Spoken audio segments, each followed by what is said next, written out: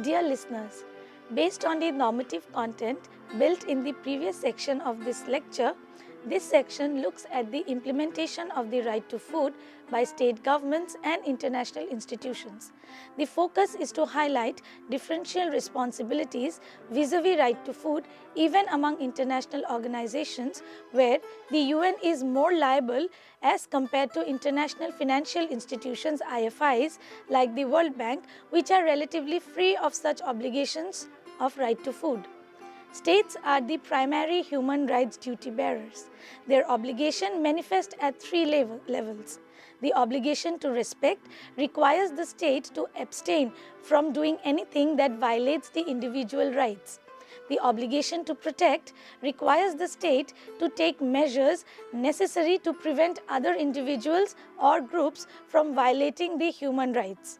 The obligation to fulfill requires the state to take the measures necessary to ensure opportunities for each person within its jurisdiction. To this, a fourth obligation can be added, the obligation to promote, which concerns more or less vaguely formulated goals which can only be achieved progressively or in the long term. States, by virtue of being party to international treaties, are the primary obligation holders of human rights, and all levels of obligation are applicable to it. It must be noted that a state party to an international treaty is under no obligation to incorporate the provisions of the state into domestic legislation unless the concerned treaty specifically mentions a determined course of legislative or other measures for the state parties. In case of the ICESCR, in accepting obligation with regard to human rights, in principle, the individual states are left with the choice of means ranging from legislative incorporation, administrative regulation, informal and ad hoc procedures, or any combination thereof. Human rights norms for food and nutrition are reasonably well agreed upon by experts. The desirable behavior of governments to achieve these norms has been a contentious issue. Consensus is missing on the precise content of a state's obligation vis-à-vis the right to food, though there seems to be some agreement on states' responsibilities to ensure people's right to food during emergency, national disaster, or man-made conflict, ascertaining state obligation to the right of every human being to be free from chronic hunger and undernourishment associated with poverty, lack of income and purchasing power, and structural causes is more controversial and problematic. In an expert consultation on the right to food organized by the Office of the High Commissioner of Human Rights in March 2001, it was asserted that the implementation mechanism of the right to food at the national and international levels should be guided by the General Comment 12. The General Comment 12 maintained the three levels of state obligation for the right to food to respect, protect, and fulfill.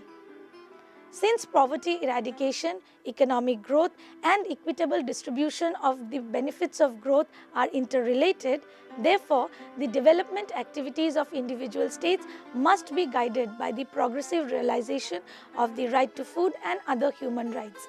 State legislations promoting agricultural production, fair food prices, just wages, environmental protection, and social security programs like access to healthcare and education indirectly advance the fulfillment of the right to food. The prerequisites for implementing the right to food include political will, organizational and managerial capacity, and the allocation and appropriate use of adequate resources.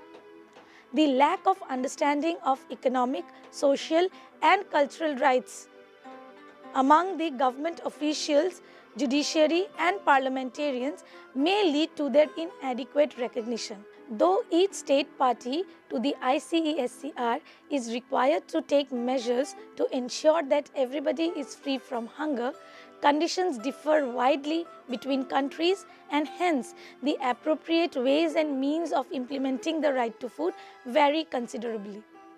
State obligation to undertake appropriate means including the adoption of legislative measures, is subjected to maximum of its available resources in order to progressively achieve full realization of the right to food, respecting a gradual approach. In practice, most states are yet to develop national legal framework around food and nutrition security. Very few state constitutions or national legislations explicitly guarantee individuals the right to food, either due to the absence of clearly stated and binding legal obligations or political will. Though the individual's right not to starve is widely affirmed by international institutions and state actions, the precise definition of the right to food and nutrition is likely to remain country and culture specific. Apart from public censure and embarrassment, no international sanction exists against a state that fails to guarantee its citizens the right to food. Under the existing human rights legal framework, states' obligations are only limited to individuals in their territory, and states not ratifying the ICSCR may altogether escape any obligation towards the right to food. States that are not parties to the ICSCR do not treat the right to food as formally enforceable, categorically rejecting any legal obligation to adhere to it. Even those states that have ratified it construe the obligation as vague and subjected to interpretation. Increasingly, states are being obligated to share the international arena with other actors and become part of the international institutions that consequently restrict their operations. While the primary responsibility for realizing human rights rests with the state, in an increasingly globalized and integrated world, the power of nation states is often eclipsed by other actors such as more powerful states, multinational corporations, or international organizations. Hence, the need to extend the traditional boundaries of human rights to regulate the power of these other international actors becomes necessary.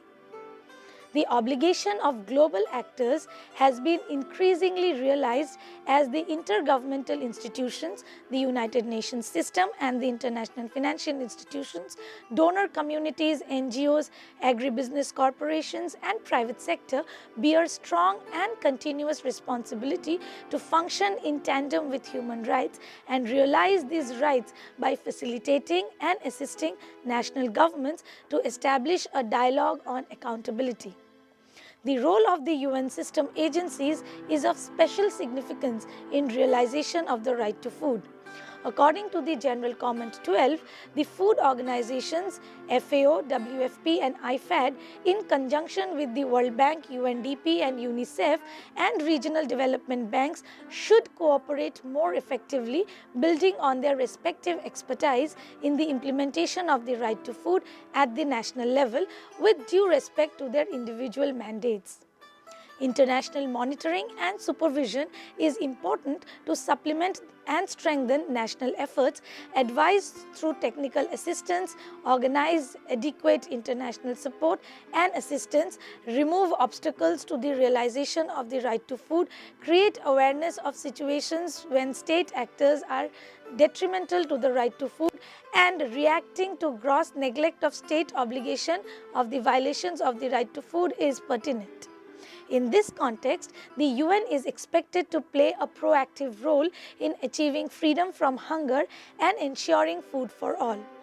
Though international organizations have very limited sanctions at their disposal against states that neglect or violate human rights, 3 international procedures have evolved by which they can examine, supervise and monitor the performance of states in relation to their obligation under the requirement of the human rights system.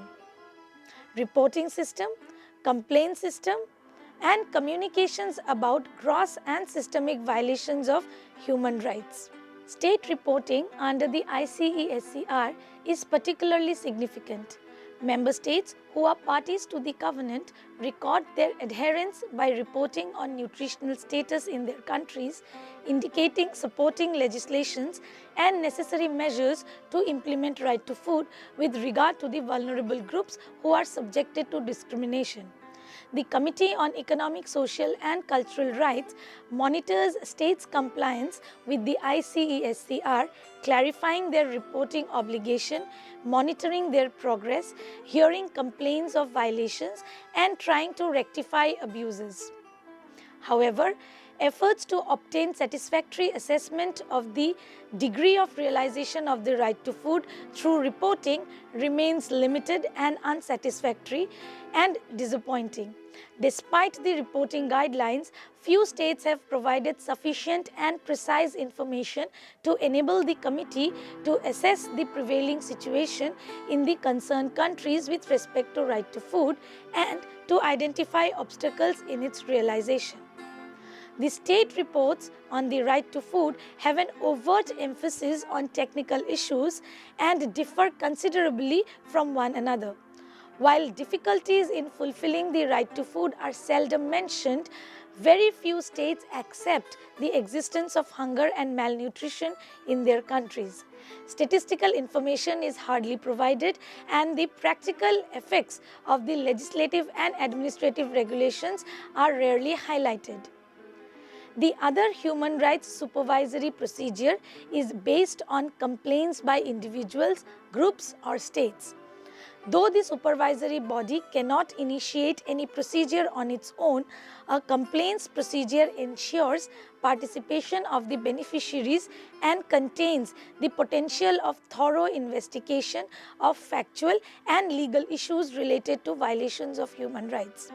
However, the complaints procedure is generally considered as being impractical for economic, social and cultural rights which cannot be progressively achieved, and as such, complaints would only relate to insufficient or inadequate implementation rather than actual violations.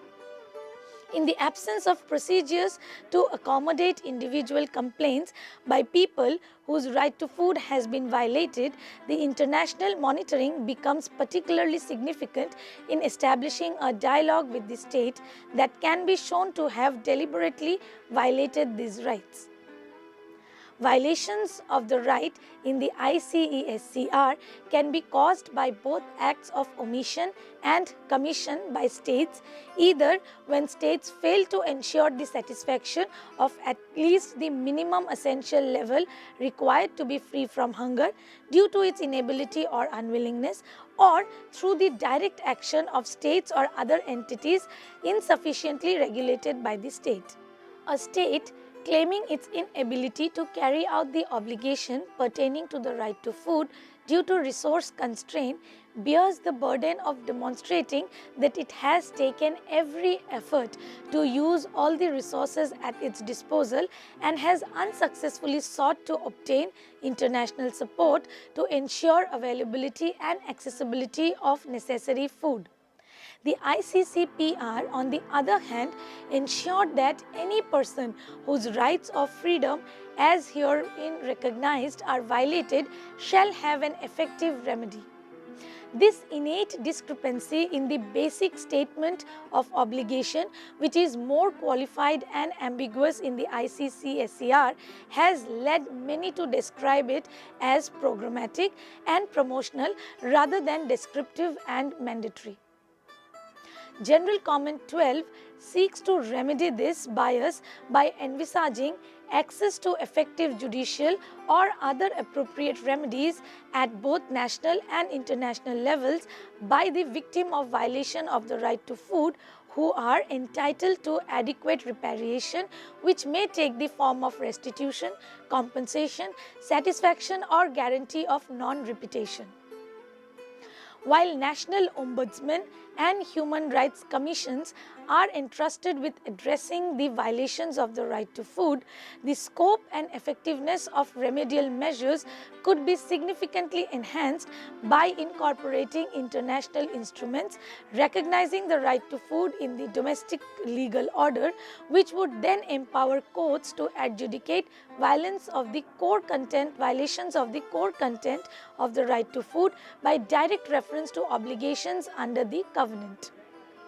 Among the food agencies, UN food agencies, the Food and Agricultural Organization FAO has a central responsibility for the realization of the promotion of the right to food.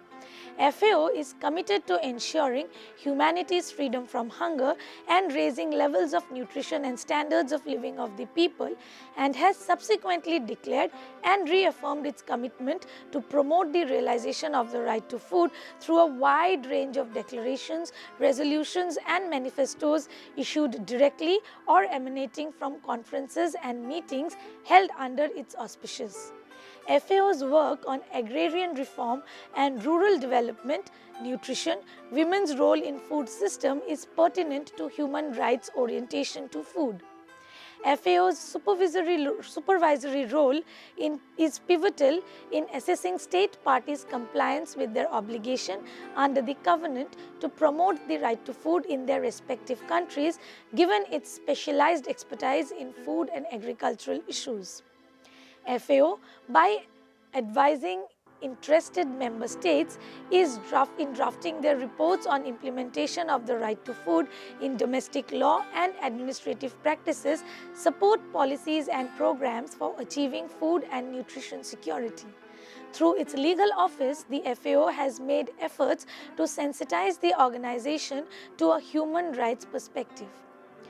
As the host of the Food Insecurity and Vulnerability Information Mapping System (FIVIMS), the FAO has an opportunity to introduce human rights criteria in mapping international food insecurity and vulnerability, thereby strengthening and enriching overall human rights monitoring. At the 50th anniversary of the UDHR, the FAO published a booklet called The Right to Food in Theory and Practice in 1998, examining the rights related to food from both human rights and operational perspectives, bringing together insights from human rights experts, NGOs, UN food agencies such as World Food Programme and International Fund for Agricultural Development, and FAO's own contribution.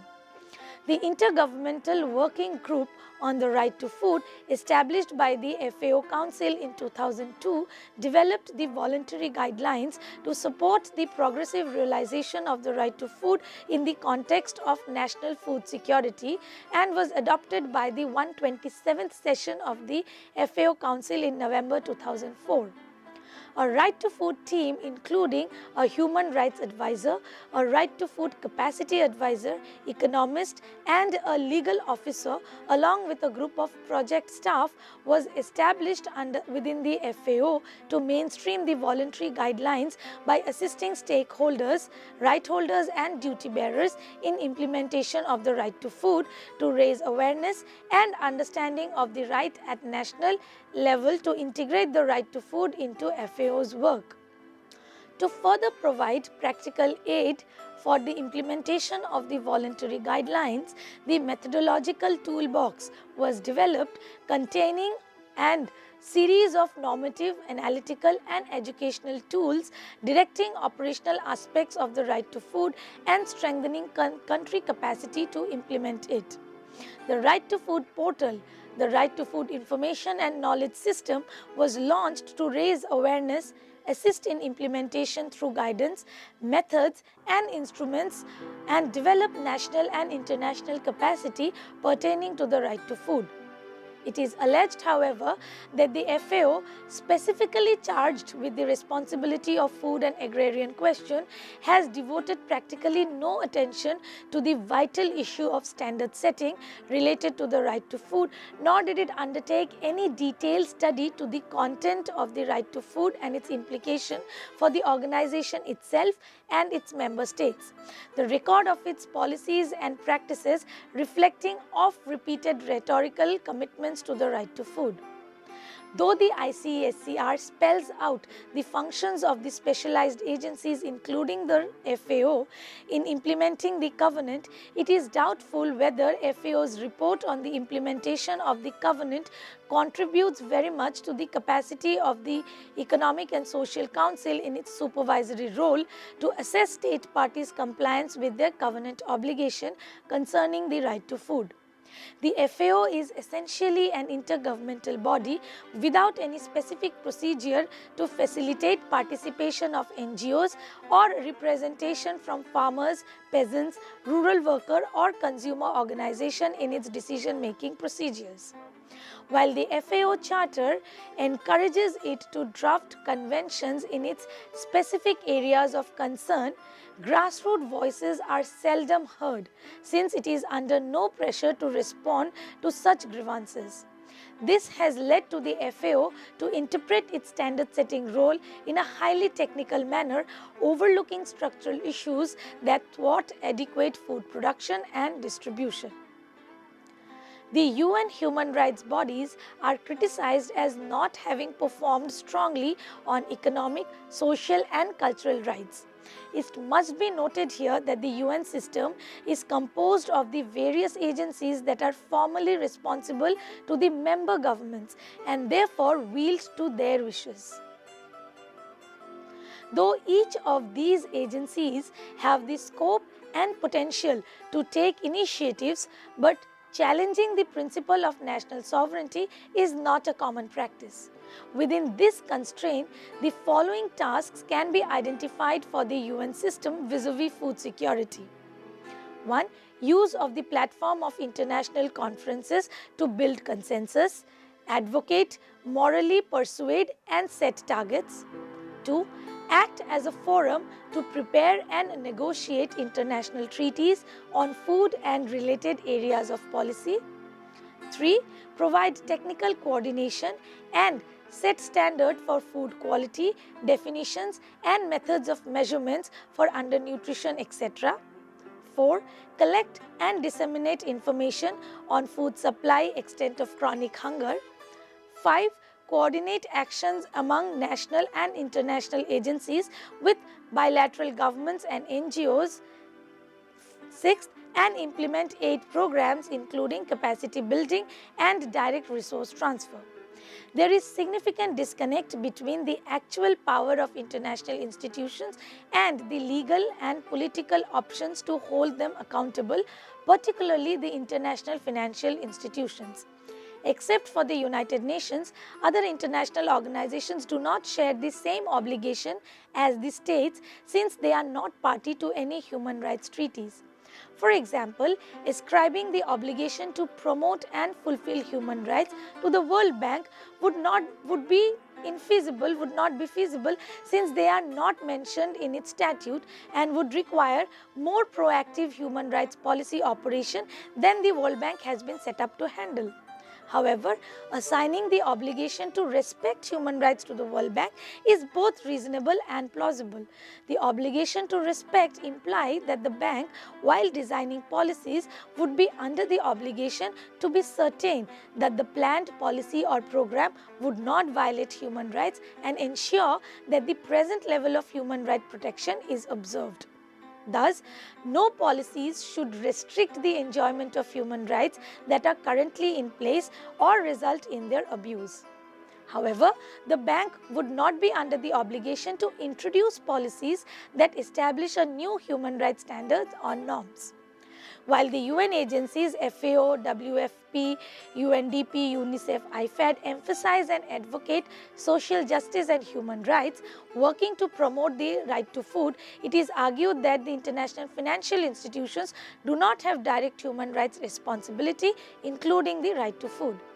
The IFIs not only refuse to recognize a human right to food, but on the contrary, impose an economic model based on liberalization of agricultural trade, privatization of institutions and public utilities, market-assisted model of land reform, and slashing of domestic budget, which in many cases produce greater inequalities and create catastrophic consequences for the right to food. The IFIs, being powerful multilateral institutions determining economic policies in developing countries and having autonomous decision-making powers, have significant impact on human rights. Hence, greater attention should be accorded by them to factor in right to food in their lending policies, credit agreements, measures to address debt crisis and structural adjustment programs, as has been pointed out in the General Comment 12. The World Bank, IMF and WTO have legal personality under international law, and it is clear that international law is binding on them, including concerns for the right to food. The argument by the IMF and the World Bank that their articles of agreement preclude the use of political consideration in their activities, human rights interpreted as political, is not well founded. Since most of the member states of these international financial institutions have ratified at least one human rights treaty containing the right to food, they cannot hide behind the excuse of not having human rights responsibilities. Hence, the IFIs have the minimum negative obligation to respect by not harming or causing violation of the right to food through their advice, policies and practices, especially of the vulnerable groups. They have the obligation to protect by ensuring that their partners, states, private actors and transnational corporations do not violate the right to food in granting concessions and contracts and implementing common projects that can threaten people's livelihood and food security. Finally, the obligation to support the fulfillment of the right to food requires the multilateral organizations to facilitate the capacity of people to feed themselves by providing necessary assistance to all people, indigenous, minorities and vulnerable groups, and helping to ensure emergency support when they cannot feed themselves for reasons beyond their control. The international community has been partially effective in codifying international norms pertaining to the right to food. The absence of universal consensus on the causes and solution of the food problem makes it rather difficult to promote the realization of and establish effective machinery for the implementation of the right to food. Moreover, the prevalent understanding accords priority to civil and political rights and realization of human rights such as the right to food belonging to the category of economic, social and cultural right is made conditional upon the attainment of the civil and political rights. In order to give teeth to the obligations contained in the ICESCR, the right to food must be given concrete meaning and content, enabling the formulation of international standards to assess the performance of the states. Monitoring the role and performance of multilateral agencies and financial donors who have a decisive impact on agrarian and food policy can be more effective through the establishment of firmer criteria, either through the adoption of specific conventions on redistributive land reform and agrarian policies. The right to food is intimately connected with the rights of the use and ownership of land, since food is essentially produced on the land through agricultural processes. Suggestions for the operationalizing of the right to food, especially for the vulnerable sections, have highlighted the need for agrarian and land reforms and people's participation in decision making as means of empowering both the victim groups and the social action groups, working with them to identify the human practices that cause food shortages, hunger, malnutrition and starvation, and demand protection against them.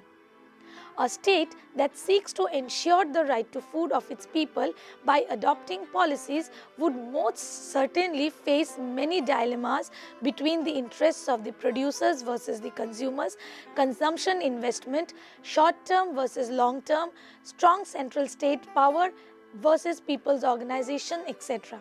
Hence, in order to attack food deprivation at its root, sufficient erosion of the power of the dominant groups in favor of the majority of the poor and hungry people through internal redistribution of assets and political power is most necessary.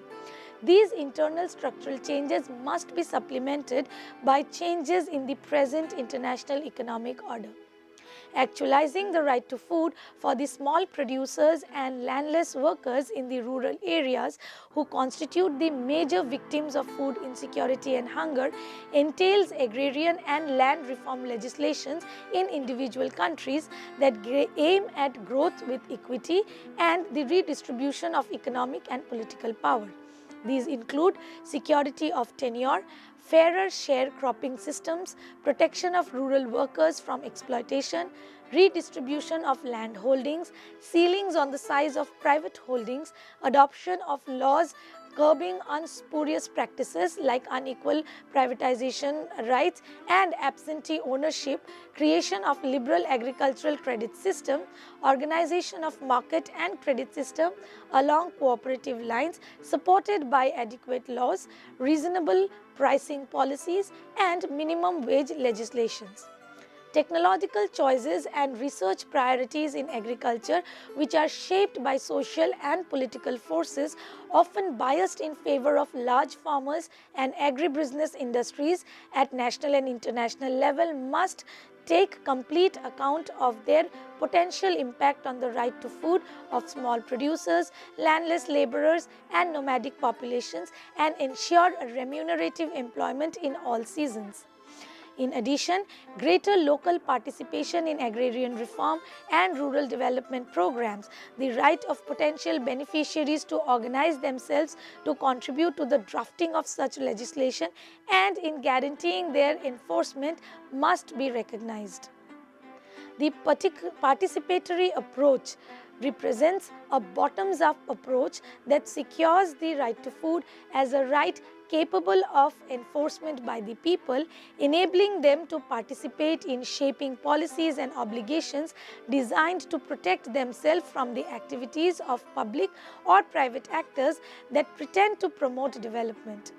Participatory approach enables the victim of human rights violation to gain the power to command the protection promised by the particular human right. It is argued that in the development of a human right to food, it is vital that groups of the rural poor presently confronted with hunger and malnutrition and other support and action groups working with them articulate their concerns and needs in regard to deteriorating food situation and formulate their strategies to develop and enforce a body of law to secure their right to food. In participatory approach, the development of the right to food and the measures to recognize and protect it are ongoing process and require continuing efforts to generate and fuse different kinds of knowledge and skills through interdisciplinary network connecting human rights activists, scientists, social scientists, jurists and combined efforts of grassroots workers and right to food related NGOs both at national and international levels in order to secure the essential components of the right to food and redress harmful practices. Through deliberation and interaction, people can realize their right to protect food producing and distributing systems and identify governmental practices that impair these rights. They can also identify appropriate legal measures to prevent such wrongful and deprivational practices to vindicate their right to food. Subsequently, they can demand strategies to recognize and legally protect these rights, which are country specific.